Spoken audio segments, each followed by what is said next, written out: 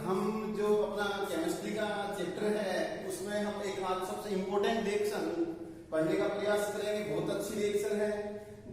सामान्य दैनिक जीवन में अपने पास का एग्जाम्पल अपने कई बार सामने मिल जाते हैं, इसलिए हम आज की इस क्लास में बहुत अच्छी रिएक्शन की बात करेंगे, समझाने की बात करेंगे, प्रयास करेंगे आपको बिल्कुल समझ में आए और उसके मैकेनिज्म भी हम बता देंगे। ठीक है, आप लोगों को रिएक्शन को समझना है, उसके बारे में गौर करना है और अगर फिर भी अगर कोई मान लो कि बाय चांस आपके समझ में कम आती है तो कमेंट बॉक्स में आप जरूर कमेंट करें कि यहाँ कमी है, उसको हम अगले वीडियो में सही करने का प्रयास करेंगे, आपको समझाने का प्रयास करेंगे। ठीक है, तो देखो हम बात करेंगे अपनी क्लास 12th की। सब्जेक्ट अपना केमिस्ट्री। हमारा जो टॉपिक चल रहा था वो चल रहा था एल्कोहल।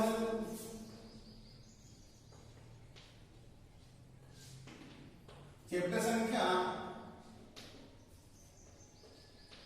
11 वाला था, चैप्टर संख्या 11।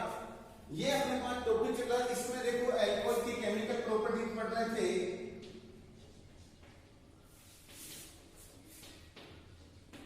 एल्कोहल की केमिकल प्रॉपर्टीज यानी एल्कोहल के रासायनिक गुण पढ़ रहे थे। एल्कोहल के रासायनिक गुणों को हमने 4 भागों में डिवाइड किया था। पहला हमने कहा था अम्लीय प्रकृति को प्रदर्शित करने वाली अभिक्रियाएं, जिसमें हम कहेंगे कि वे अभिक्रियाएं जिनमें ऑक्सीजन व हाइड्रोजन के मध्य का बंध वियोजित होता हो,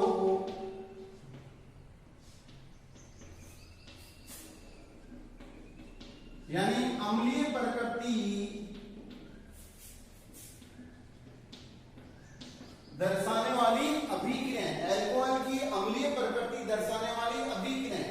दूसरी हमने पढ़ा था वे अभिक्रियाएं जिनमें कार्बन व ऑक्सीजन के मध्य का बंध वियोजित होता हो, जिसको हमने कहा था नाभिक स्नेही अभिक्रियाएं।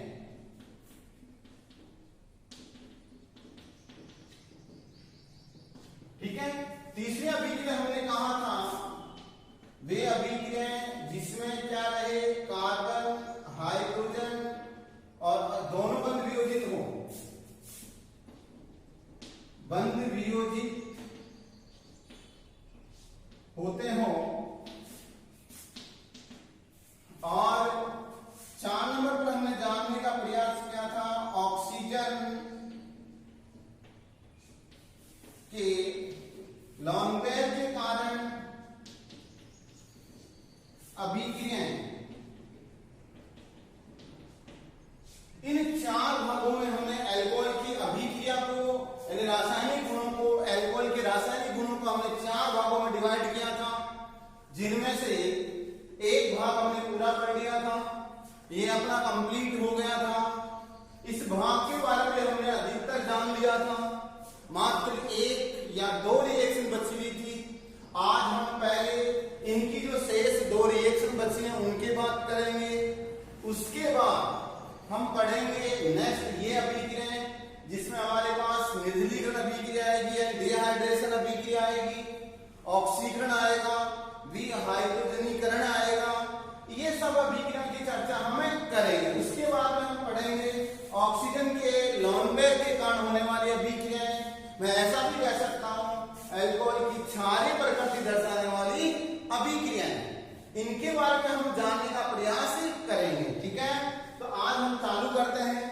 अभी तक अपना जो बिंदु हो गया था, जहां तक हो गया था, शुरू की 2 रिएक्शन कंप्लीट हो गई थी, इसमें मात्र 1 या 2 रिएक्शन बची हुई है, उनकी चर्चा कर हम आगे बढ़ेंगे। ठीक है, तो देखो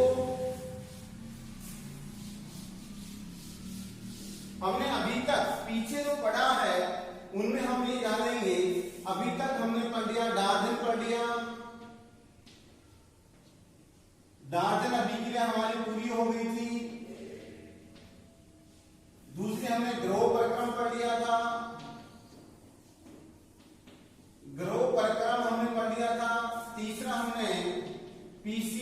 NH3 में PCN5 पढ़ लिया था। ये तीनों रिएक्शन कंप्लीट हो गई थी। आज हम जो चौथी रिएक्शन है वो पढ़ेंगे NH3 के साथ अभिक्रिया।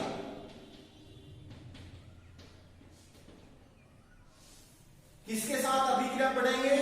अमोनिया के साथ अभिक्रिया, NH3 के साथ अभिक्रिया। दोस्तों याद रखना, अमोनिया NH3 अपने को पता है NH3 में नाइट्रोजन पर एक एकांकी इलेक्ट्रॉन युग्म पाया जाता है। ठीक है, तो देखो हम बात करते हैं कि अल्कोहल की क्रिया या अभिक्रिया H2SO4 की उपस्थिति में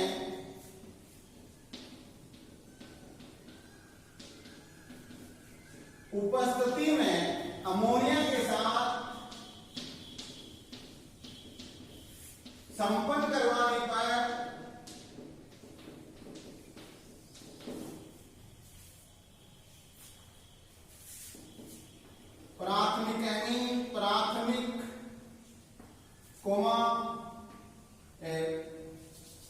प्राथमिक एमीन या एमीन प्राप्त होता है।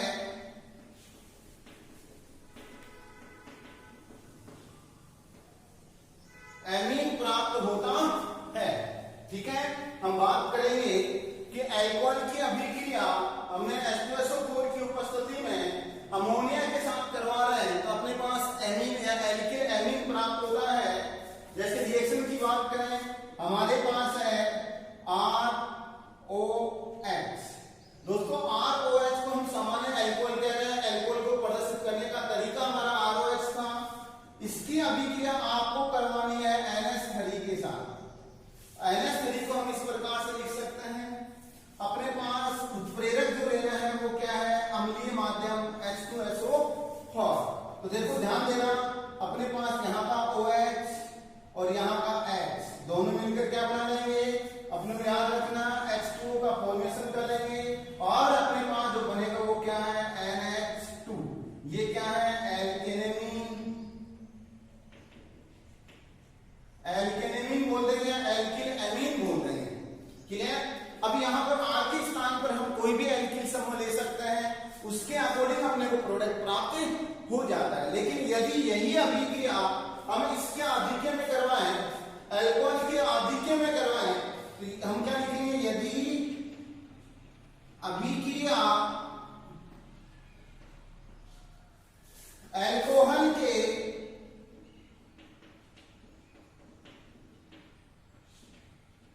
आधिक्य में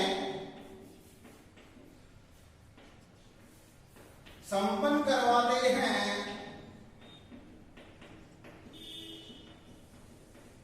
तो आधिक्य में संपन्न कराएंगे तो क्या होगा?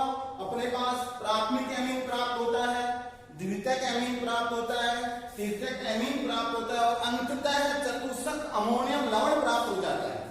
अंत में क्या होगा? चतुष्क अमोनियम लवण भी प्राप्त हो जाएगा। कैसे? देखो ध्यान देना, अभिक्रिया समझा रहा, कंप्लीट रिएक्शन जानने का प्रयास करेंगे। अपने को इजी भाषा में आपके समझ में आना चाहिए, उसके अकॉर्डिंग हम जानने का प्रयास कर रहे हैं। कैसे? आप जैसे आपने लिखा ROH, ये क्या अपने पास अल्कोहल है और अल्कोहल की क्रिया आपने करवाई अमोनिया के साथ। अमोनिया का फॉर्मूला ये है, इसकी प्रेजेंस में आप अम्लीय माध्यम बोल दो या फिर क्या बोलोगे? H2SO4। तो अपने पास हम कहेंगे जल का निर्माण हो जाएगा। ये जल इतना बाहर निकल जाएगा, हम यहाँ लिखेंगे H2O और बन क्या जाएगा? RNH2। ये कौन सा प्राथमिक एमीन बन गया? कौन सा बना है? प्राथमिक एमीन बन गया। अब देखो इस प्राथमिक एमीन की अभिक्रिया आप किसके आधिक्य में करवा रहे हो? अल्कोहल के आधिक्य में। तो अल्कोहल ले लेंगे हम, अल्कोहल जैसे हम लिखा OH, इसको मैंने R डैश कह दिया। R डैश मतलब क्या है? ये R और ये R अलग अलग भी हो सकते हैं और बराबर भी हो सकते हैं, सेम भी हो सकते हैं और असमान भी हो सकते हैं। तो अपने पास हम क्या कहेंगे कि इसकी क्रिया हम ऐसा लिख देते, तो ये तो H और ये OH फिर से बन जाएगा और क्या बनेगा? H2O और अपने पास R N और यहाँ ये सेकेंडरी एमीन बन गया, द्वितीयक एमीन बन गया। और अब इसकी क्रिया आप उन्हें क्या अपने पास में क्या आदिके किसका है, एल्कोहल का आदिके, यहाँ डबल डेक्स कह देता हूं। तो इसके साथ क्रिया कराओगे तो फिर से अपने पास क्या होगा, जल का निर्माण हो जाएगा अम्लीय माध्यम में और H2O बन जाएगा और R डबल डेक्स, ठीक है, ये प्राप्त होगा। इसको बोलते हैं तृतीयक एमीन, 3 डिग्री एमीन प्राप्त हो जाएगा। अब इसकी क्रिया पुनः आप किससे कराओगे, अगर बाई चांस फिर से एल्कोहल के साथ करवा रहे हो तो अपने पास क्या बनेगा, हम कहेंगे ये तो OH यहां से अलग हो जाएगा, OH पर नेगेटिव चार्ज, इस पर क्या आएगा पॉजिटिव, पॉजिटिव सीधा लोन पेयर पर जाकर अटैक कर लेगा। तो लोन पेयर पर अटैक करने के बाद में अपने पास RN, यहां R डबल डेक्स, यहां R डेक्स और यहां R ट्रिपल डेक्स, ये बन जाएगा। और नाइट्रोजन पर क्या चार्ज आ जाएगा प्लस और बाहर कौन सा रहेगा OH माइनस, ठीक है। इसको बोलेंगे चतुष्टक अमोनियम लवण। अब इसमें देखो ध्यान देना, इसमें नाइट्रोजन ग्राही का कार्य कर रहा है। नाइट्रोजन क्या कर रहा है, ग्राही मतलब एल्किल समूह को ग्रहण करने का कार्य कर रहा है, ठीक है। इस प्रकार से ये 1 डिग्री, ये 2 डिग्री और ये 3 डिग्री और ये चतुष्टक अमोनियम लवण का निर्माण हो जाता है, ठीक है।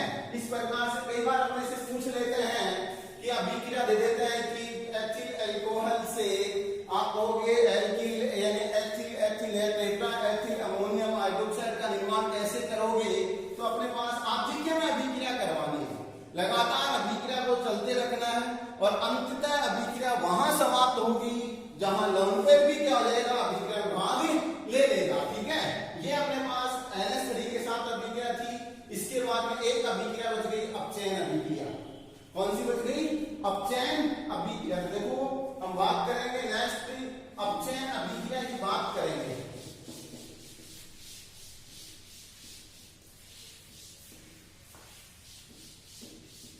इसी में अपने पास नेक्स्ट है अपचयन।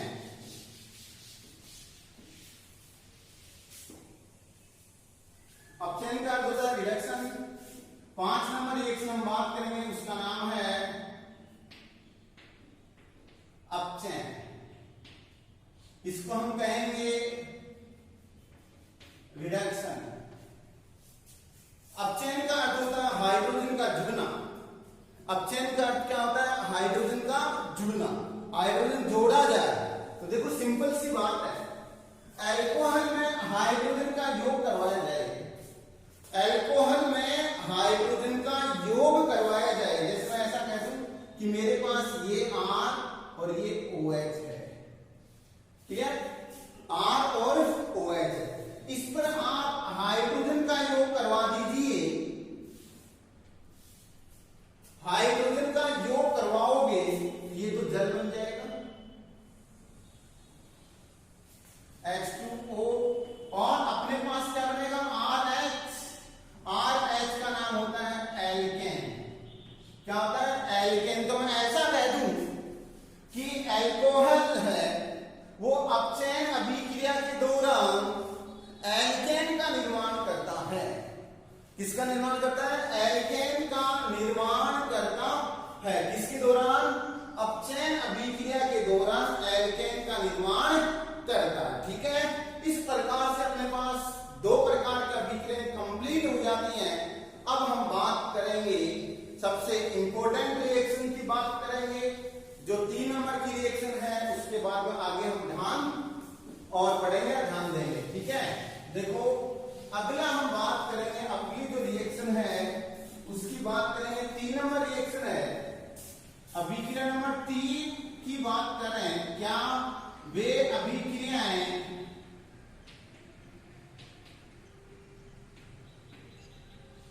जिनमें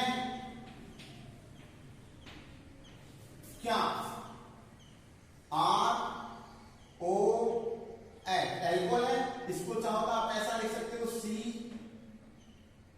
ये बंध भी टूट जाए और ये भी टूट जाए, क्या बंध वियोजित होता हो, क्लियर। अपने पास हमने क्या लिखा तीन नंबर रिएक्शन है वे अभिक्रियाएं जिनमें C और OH बंध वियोजित होता हो। ठीक है, अब हम बात करते हैं, देखो इसमें जो मुख्य रूप से जो अभिक्रिया पढ़ेंगे, इसमें जो अभिक्रिया पढ़ेंगे उनमें से एक तो है निर्जलीकरण, एक तो डिहाइड्रेशन पढ़ेंगे। निर्जलीकरण इसी को हम क्या बोलते हैं, डिहाइड्रेशन।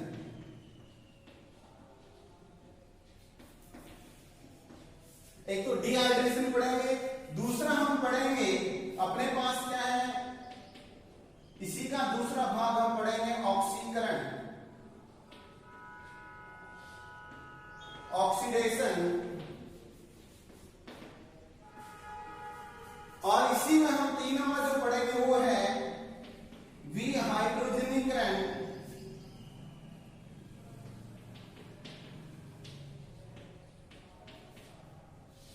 विहाइड्रोजनीकरण, डिहाइड्रोजनेशन रिएक्शन के बारे में बातें करेंगे। ये इस भाग में हम ये तीन इंपोर्टेंट रिएक्शन जानने का प्रयास करेंगे। उनमें से एक, दो और तीन, तीनों इंपोर्टेंट है, तीनों अच्छी रिएक्शन है, इनके बारे में हम विस्तार से जान लेते हैं। एक एक का अध्ययन करेंगे।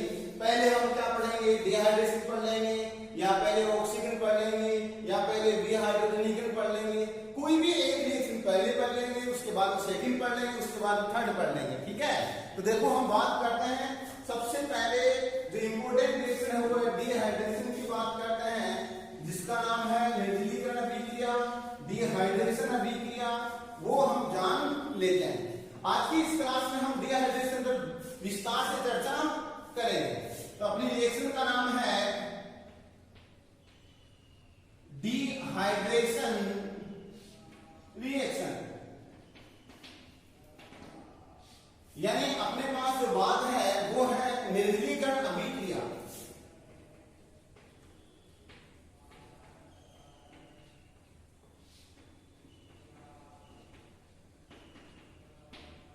निर्जलीकरण अभिक्रिया, देखो निर्जलीकरण का अभिप्राय होता है डिहाइड्रेशन। कई बार अपने दैनिक जीवन में ये शब्द सुनने को मिल जाता है, भाई डॉक्टर के द्वारा अपने को कई बार सुनने को मिल जाता है कि इसकी बॉडी से डिहाइड्रेशन हो गया, वाटर का डिहाइड्रेशन हो गया, मतलब ये हो गया पानी की कमी आ गई, पानी का निष्कासन हो गया, पानी का उत्सर्जन हो गया।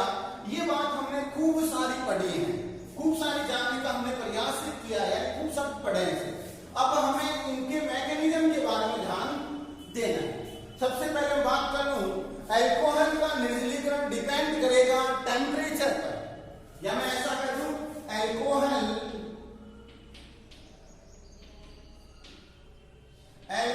का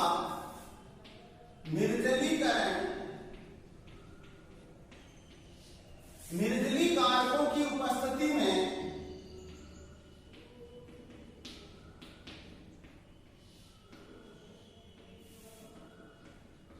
अब बात हम करेंगे निर्जली कारक कौन कौन से हैं। निर्जली कारक में हम लिखेंगे यहां पर H2SO4 काम में ले सकते हैं, HNO3 भी काम में आ सकता है, एल्यूमिना भी काम में आ सकता है, V2O5 भी काम में आ सकता है। इन निर्जली कारकों की उपस्थिति में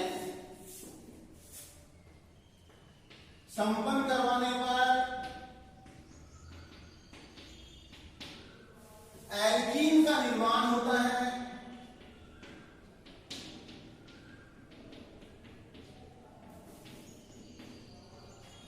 एल्कीन का निर्माण होता है, लेकिन याद रहे एल्कीन एक ही सिचुएशन में, एक ही कंडीशन में बनेगा जब टेम्परेचर अपना रहे 433 से 443 केल्विन के बीच में टेम्परेचर रहेगा। तापमान कितना रहेगा, 433 से 443 केल्विन टेम्परेचर रहेगा, तभी एल्कीन बनेगा, वरना एल्कीन नहीं बनेगा, क्लियर? याद रह जाएगा। आपको क्या याद रखना है कि अल्कोहल का निर्जली कारक कौन कौन से, H2SO4, HNO3, Al2O3, V2O5, phosphoric अम्ल H3PO3, ये सब हम क्या कहेंगे, इनकी प्रेजेंस में अपने को अभिक्रिया करवानी है, इनकी उपस्थिति में अपने को अभिक्रिया करवानी है, तो प्रोडक्ट क्या बनेगा, एल्कीन का निर्माण हो जाता है। एल्कीन का निर्माण हो जाता है। जैसे मेरे पास एक एग्जांपल ले लेता हूं, मैं कहूं मेरे पास है CH3 CH2 CH2 और यहां मैंने लिख दिया OH। क्लियर? ये हमारे पास एक सामान्य सा एल्कोहल है जिसका नाम है प्रोपेनॉल। क्या नाम है? प्रोपेनॉल। क्योंकि 3 कार्बन है, 3 कार्बन तो प्रोपेन हो गया, और लगा तो क्या हो जाएगा? प्रोपेनॉल। इसको आप गर्म कर दीजिए। कितना? 433 से 443 केल्विन के बीच में गर्म कीजिए और किसकी उपस्थिति में? H2SO4 की उपस्थिति में इसको गर्म कीजिए। तो देखो हम क्या करेंगे, इनको गर्म कर लेते हैं H2SO4 की उपस्थिति में और 433 से 443 केल्विन के बीच में हम गर्म कर लेते हैं। तो टेम्परेचर क्या, प्रोडक्ट क्या बनेगा? याद रहे इसमें बीटा हाइड्रोजन का विलोपन होगा। तो ये तो अल्फा और ये क्या हो गया? बीटा, यानी कि ये बीटा हो गया और हम क्या नहीं यहाँ का है तो ये OH मिलकर क्या बना लेंगे? H2O और बनेगा क्या? CH3 CH double bond CH। तो इसका नाम क्या हो जाएगा? प्रोपीन। क्या नाम हो जाएगा?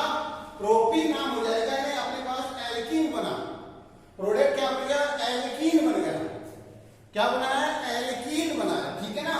अब अपने पास सवाल अपने दिमाग में आता है कि जो विभिन्न प्रकार के अल्कोहल हैं उनका इनकी सभी प्रतिक्रियाशीलता क्रम क्या होगा। यानी मेरे कहने का अभिप्राय ये हो गया, जैसे अपने पास विभिन्न प्रकार के अल्कोहल,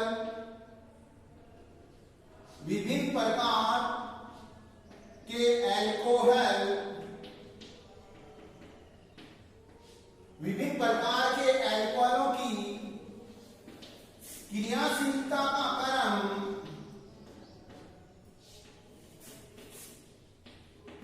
क्रम क्या रहेगा? याद रहे अपने पास जैसे ये तो क्या है? 1 डिग्री है, आपने लिखा 1 डिग्री, फिर आपने लिखा ये अपने पास कैसा है? 2 डिग्री ले लिया और फिर आपने ले लिया 3 डिग्री की बात हमने कर ली। ठीक है? तीनों प्रकार के अल्कोहल ले लिए, 1 डिग्री ले लिया, 2 डिग्री लिया और 3 डिग्री। अब आपसे कहा जाए बताइए प्रबल क्रियाशील कौन सा इनमें से? किसके प्रति? निर्जलीकरण अभिक्रिया के प्रति। तो आप उत्तर देना, क्योंकि इसकी क्रियाशीलता सर्वाधिक है, इसकी क्रियाशीलता उससे कम, सबसे कम किसकी होगी? 1 डिग्री की। 1 डिग्री सबसे कम क्रियाशील, उससे ज्यादा 2 डिग्री और सबसे ज्यादा 3 डिग्री। ऐसा क्यों? यानी ये क्रम ऐसा क्यों है? तो इसका उत्तर है क्योंकि इस अभिक्रिया में जो मध्यवर्ती के रूप में बनेगा वो कार्बोकेटायन बनेगा और कार्बोकेटायन की स्थायित्व पर ही क्रियाशीलता डिपेंड करेगी। क्या? किस पर डिपेंड करेगी? कार्बोकेटायन की जो स्थायित्व है उस पर ही इसकी क्रियाशीलता डिपेंड करेगी। तो देखो हम ऐसा करते हैं, ये क्रम अपने याद रह जाएगा, आपको इस क्रम को याद रखना पड़ेगा। अब हम ऐसा करते हैं, इसकी मैकेनिज्म जानने का प्रयास कर लेते हैं, इसकी क्रियाविधि जानने का प्रयास कर लेते हैं। तो अपना जो नेक्स्ट बिंदु लेंगे हम वो लेंगे निर्जलीकरण अभिक्रिया की क्रियाविधि। देखो कौन सी क्या लोगे? निर्जलीकरण अभिक्रिया की क्रियाविधि के बारे में हम बात करेंगे। तो देखो ये डिहाइड्रेशन है, इसकी मैकेनिज्म की बात करेंगे, क्रियाविधि की बात करेंगे। लो साहब हमने क्रियाविधि जान ली, इससे पहले बता दूं एक रिएक्शन कोई भी एग्जांपल ले लो, XYZ कोई भी एग्जांपल जैसे अभी हमने लिया था वो ले लेते हैं CS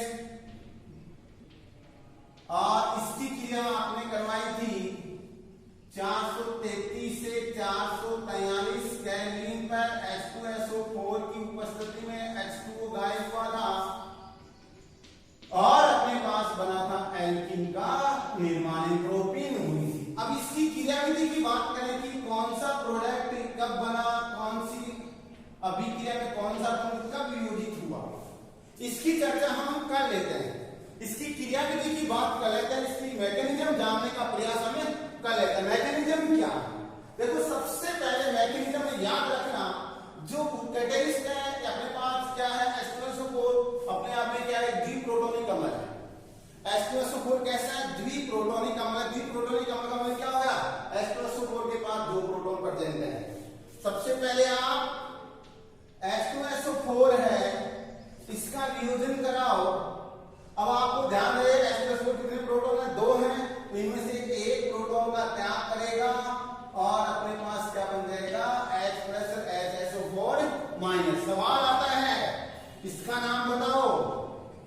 इसका नाम याद रखना बाइसल्फेट। क्या नाम है इसका? बाइसल्फेट है। और ये क्या है? प्रोटॉन है। अब इसकी क्रिया में पहला पद हम बात करते हैं, प्रथम पद प्रोटॉन का योग पढ़ेंगे, जिसको हम बोलेंगे प्रोटोनीकरण अभिक्रिया। प्रथम पद में क्या होता है? प्रोटॉन का योग होता है, यानी इस अभिक्रिया में या इस पद में अल्कोहल पर प्रोटॉन का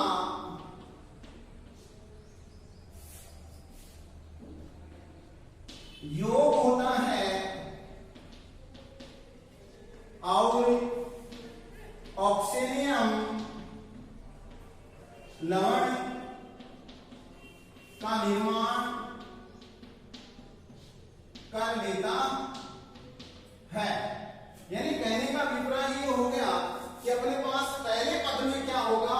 प्रोटॉन का योग होगा और रिएक्ट के रूप में अपने पास क्या बनेगा? ऑक्सीनियम आयन का निर्माण हो जाता है। कैसे? देखो आपके पास क्या है? ये है, आप लिखोगे CH3 CH2 CH2 ऑक्सीजन। अपने को पता है ऑक्सीजन पर 2 नॉन पेयर होते हैं, अल्कोहल में ऑक्सीजन कितने नंबर होते हैं? 2 होते हैं।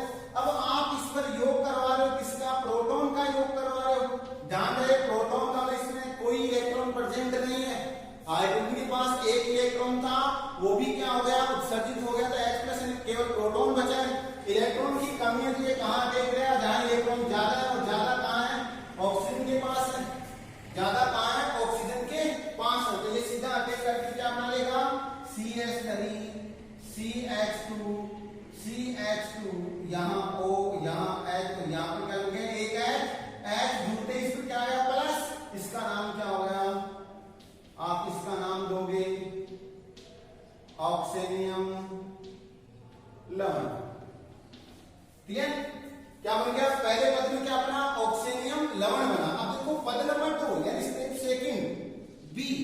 अब अपने पास क्या होगा? ऑक्सीनियम क्या करेगा? इसमें जल का अणु क्या करेगा? बाहर निकाल देगा, कार्बोकेटायन का निर्माण कर लेगा। तो दूसरा पद क्या है? कार्बोकेटायन या कार्बोधनायन बोल सकते हैं का निर्माण। ठीक है? कार्बोकेटायन का निर्माण। अब इसमें क्या होगा कि जो ऑक्सीनियम आयन है, ऑक्सीनियम लवण है, ऑक्सीनियम लवण जल के अणु का त्याग कर मध्यवर्ती कार्बोकेटायन का निर्माण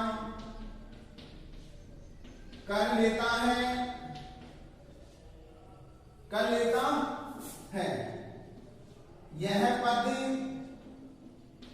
धीमा पद है, इसलिए इसे वेग निर्धारक पद कहा जाता है।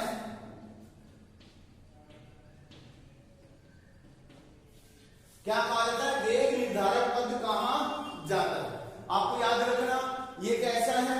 धीमा पद है, स्लो स्टेप है। स्लो स्टेप तो क्या है? अभिक्रिया इसी पर डिपेंड करेगी, अभिक्रिया है उसका वेग इसी पर डिपेंड करेगा, इसलिए इसको वेग निर्धारक पद भी कहा गया है। देखो कैसे? आपके पास है CH3 CH2 CH2 O, यहाँ H, यहाँ पर भी H, इस पर क्या है? Positive charge. तो ये पॉजिटिव चार्ज क्या करेगा? जल्दी इसको इलेक्ट्रॉन देगा, देते यहां से क्या हो जाएगा? H2 और क्या बन जाएगा? CH3 CH2 CH2 plus. क्या बन गया? कार्बोकेटायन बन गया। अब क्या बन गया अपने पास? कार्बोकेटायन बन गया। अब देखो एक चीज ध्यान देना, अपने पास जो कार्बोकेटायन बना है वो 1 डिग्री बना है। कैसा बना है? 1 डिग्री कार्बोकेटायन बना है। याद रहे अगर 1 डिग्री बना है और 2 डिग्री बनने की संभावना है तो 2 डिग्री बनेगा स्टेबिलिटी के आधार पर, स्थायित्व के आधार पर। तो इसमें क्या होगा? स्थायित्व के आधार पर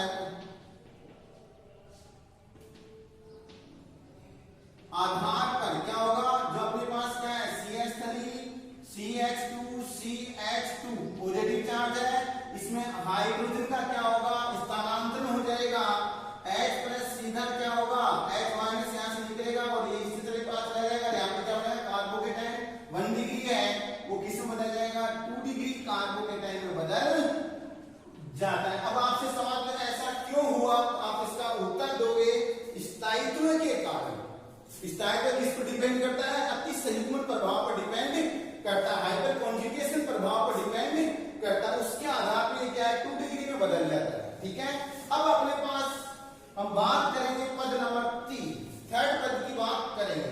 तीसरे पद में क्या होगा, जो कार्बोकेटाइन है क्या बोलेंगे, बी प्रोटोनिक में बोलेंगे इसको वापस।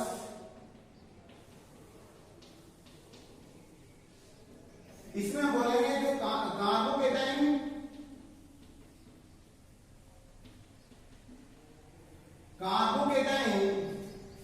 क्या करेगा, प्रोटॉन का त्याग आसानी से,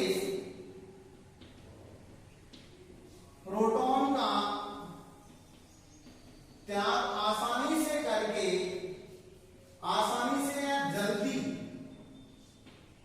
करके एल्कीन का निर्माण कर लेता है। एल्कीन का निर्माण कर लेता है, मतलब अभिक्रिया क्या फास्ट है, तेज गति से होगी। यहां पर क्या बनेगा, जैसे अपने पास है CH3 CH, यहां पर पॉजिटिव चार्ज और यहां क्या आ गया CH3। अब इसमें क्या कहेंगे, प्रोटॉन का त्याग होगा। अब प्रोटॉन का त्याग होते समय याद रखना, अगर 2 प्रकार के एल्कीन बन रहे हैं तो सैडजेक के नियम की पालना करनी है, और अगर एक बन रहा है तो क्या है, कोई सैडजेक लागू नहीं करना। इसमें एक यहां पर बन रहा है तो भी 1 प्रोपीन, यहां आएगा तो भी 1 प्रोपीन। इसलिए आप क्या करोगे, कहीं से भी एक H है वो यहां से प्रतिस्थापित कीजिए, क्या हो जाएगा H प्लस और क्या बन जाएगा CH3, H double bond CH2, क्या बन गया एल्कीन। और अंत में जो प्रोटॉन बना ये वापस बाइसल्फेट से क्रिया करके किसमें बदल जाता है, H2SO4 में बदल जाता है। ये कंप्लीट जो अपने पास इसकी मैकेनिज्म है, इसको हमने 3 पदों में बांटा है। अगर अपने से कोई सवाल पूछ ले कि इनमें से वेग निर्धारक पद कौन सा है, तो याद रखना सेकंड पद है या सेकंड स्टेप है, वो क्या है, वेग निर्धारक पद है, वो स्लो स्टेप है। अभिक्रिया धीमी गति से संपन्न होती है। यहाँ पर ये जो क्या है, अभिक्रिया के वेग को निर्धारित करने का कार्य करती है। ठीक है, अब हम बात करेंगे, अब हमने यहाँ पर अभी हमने कहा था कि अगर एक से अधिक प्रकार के एल्कीन बनते हैं तो सैडजेक के नियम की पालना होती है। किसके नियम की पालना होती है, सैडजेक के नियम की पालना होती है। ठीक है, अब हम बात करते हैं, ये अपने पास मैकेनिज्म है, आपको एकदम इजी लैंग्वेज में समझाई गई है। ठीक है, आप इसको स्क्रीनशॉट लेना चाहें तो ले सकते हो। ठीक है, आपने ले लिया होगा। ठीक है, थैंक यू।